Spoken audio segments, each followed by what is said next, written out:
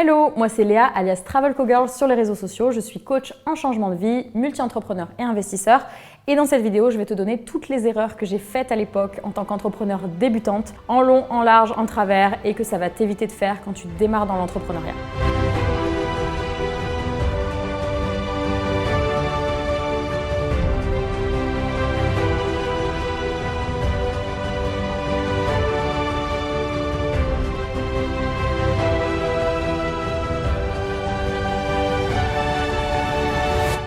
Donc aujourd'hui, j'ai une quinzaine de sources de revenus que j'ai créées selon un plan de plus en plus structuré au fur et à mesure où je développais mes business. J'ai fait 1 million d'erreurs et je continue à en faire aujourd'hui et j'en referai encore demain. Donc je vais pouvoir te parler un petit peu de toutes ces erreurs à éviter, ça te fera gagner du temps. Erreur numéro 1, le manque de planification. Aujourd'hui, je ne connais pas un seul entrepreneur, en tout cas qui réussit, qui fonctionne sans agenda et sans planifier, sans plan d'action.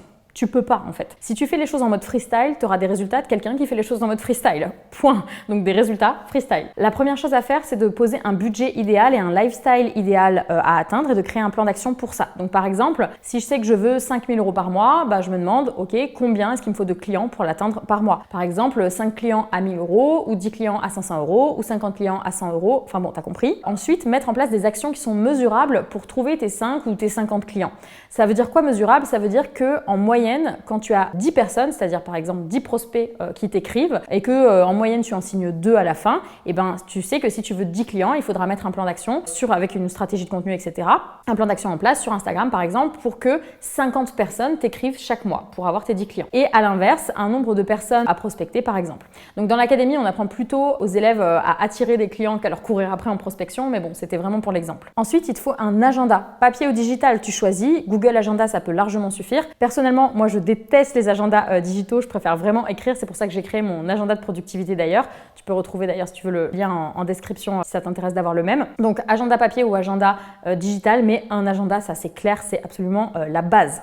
Erreur numéro 2, perdre du temps à créer l'offre parfaite. Ça te parle ça, non ? Je pense que c'est une des erreurs que je vois le plus, vouloir l'offre parfaite. Alors, on arrête avec cette histoire de perfection. Si tu veux que tout soit parfait, ne te lance pas dans l'entrepreneuriat ou dans l'investissement, ok? L'entrepreneuriat, ce sera une version améliorée du concept de chaos et de lâcher prise. Je vois un nombre incalculable de gens qui se lancent, qui créent une formation pendant des mois et des mois et des mois alors qu'ils n'ont toujours pas de communauté et qui finalement passent jamais à l'action pour la vendre. Tu vois, moi, quand j'ai sorti l'académie dans laquelle j'accompagne mes élèves à oser changer de vie, à monter leur business, à trouver leur idée de business et à la monter en partant de zéro, j'ai brainstormé avec moi-même, avec mon petit cerveau là, pendant quasiment 1 an en notant tout ce qui me passait par la tête pour cette future formation. J'ai mis 1 an à la créer. J'ai perdu 1 an. Quand j'ai enfin décidé de la créer, entre l'écriture, le tournage, le montage, la vente, etc., ça m'a mis 1 mois. Voilà, ça m'a pris juste 1 mois. 12 fois moins de temps, ok, que ce moment où j'étais en train de réfléchir avec moi-même. Donc l'académie, elle avait même pas fini de tourner, c'est-à-dire j'avais pas fini de tourner tous les modules. Quand je l'ai lancé, il en restait encore 5 ou 6 à finir. C'était le tout premier lancement et j'ai généré 53 000 €, je crois. Et là, ça m'a mis un gros coup de pression pour tout finir et j'ai tout terminé en 24 heures parce que j'avais une vraie deadline et il y avait des gens qui étaient rentrés dans l'académie. Ensuite, j'ai passé du temps à affiner les vidéos, le contenu de la formation, à en rajouter, à perfectionner la formation. D'ailleurs, 2 ans plus tard, je continue encore à la perfectionner. Ne passe pas des mois et des mois et des mois à créer une offre que tu n'es pas sûr de vendre. Commence à la vendre avant même qu'elle soit finie et ensuite tu auras tout le temps de la rendre parfaite plus tard et de l'améliorer. Sinon, tu vas peut-être passer des mois à la créer pour ne pas la vendre du tout. Tu vas perdre du temps, clairement, de l'énergie, puis ça va énormément te frustrer parce qu'en fait, elle correspondra pas à ta cible et que tu n'auras pas testé ton marché.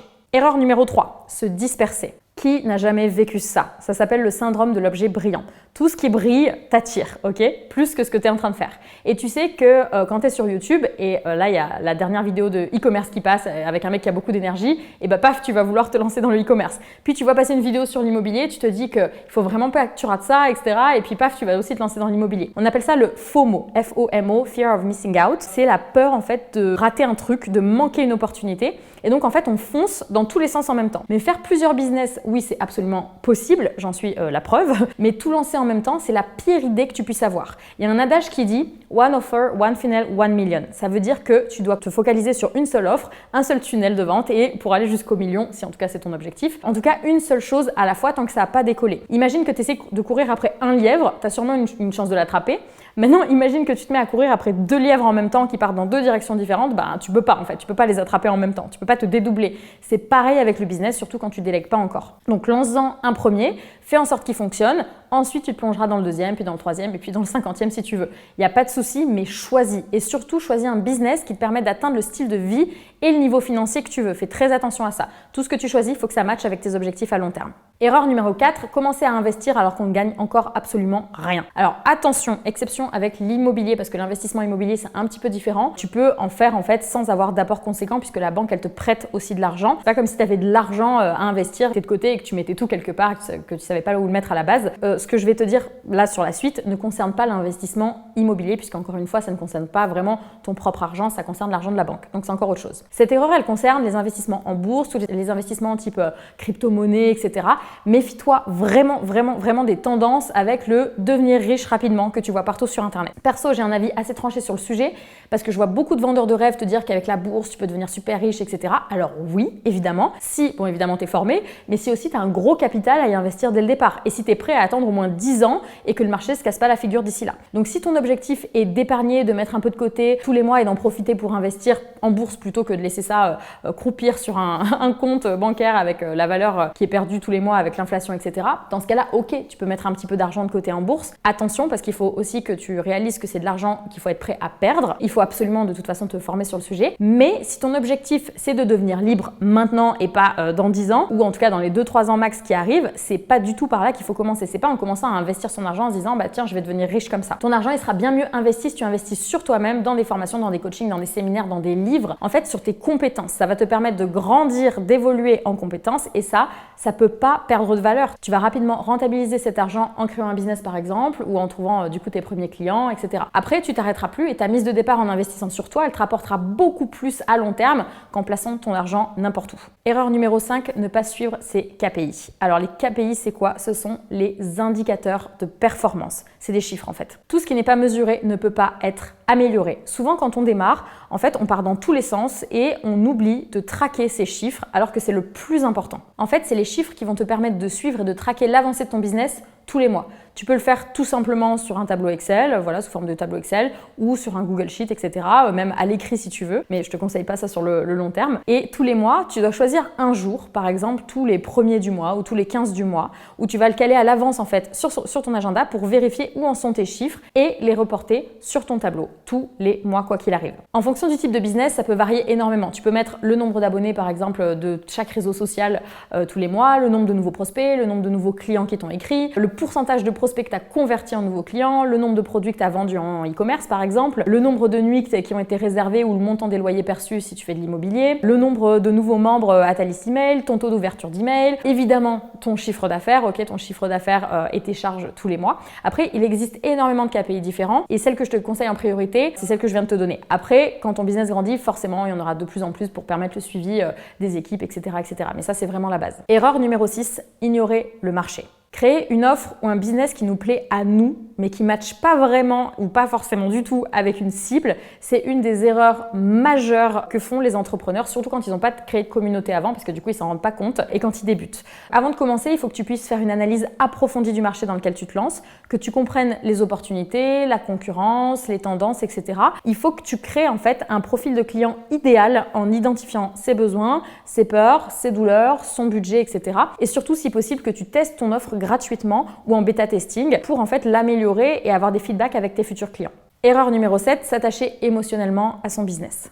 Ton business et qui tu es sont deux entités différentes. Ce n'est pas parce que tu fais un petit chiffre d'affaires avec ton business que tu es une personne qui est nulle, ok? Au début, clairement, tu vas pas trop faire la distinction entre toi et ton business, ça va être les deux mélangés. Tu vas forcément avoir une attache émotionnelle à ce que tu fais. Si par exemple, tu as un client qui te dit non, tu vas remettre en cause ta propre valeur personnelle alors que ça a aucun rapport et c'est vraiment un des gros challenges quand tu te lances. Et crois-moi, de continuer à croire que la réussite de ton entreprise, elle est liée à ta valeur, c'est la lose, ok? Ça va te faire vraiment galérer. Donc oui, c'est top d'être investi à fond. Non, c'est pas top de vivre des ascenseurs émotionnels liés au chiffre d'affaires ou au nombre d'abonnés que tu as ou que tu n'as pas. Erreur numéro 8, oui parce qu'en fait il y a beaucoup plus que cette erreur à ne pas faire, mais l'erreur numéro 8 c'est abandonner trop vite, ne pas être patient. Ça, c'est vraiment ce qui va faire le tri chez les entrepreneurs, chez les investisseurs. Combien de nouveaux entrepreneurs se lancent, pensent faire 10 000 € le premier mois parce qu'ils voient ça partout sur Internet et abandonnent parce qu'ils n'ont pas encore passé les 100 abonnés le premier mois sur Instagram? Stop, faut arrêter avec ça. L'entrepreneuriat, ça met du temps, le temps de trouver des clients, le temps de te former, le temps d'y arriver, etc.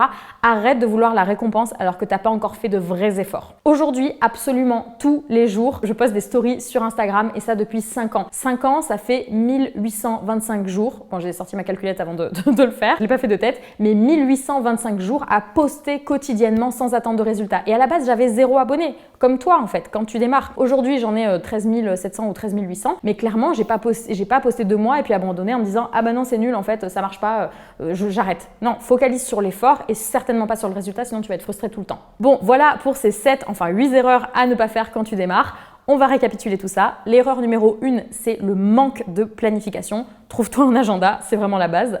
L'erreur numéro 2, c'est de perdre du temps à créer l'offre parfaite. Arrête avec ça, arrête avec la perfection. L'erreur numéro 3, c'est de se disperser.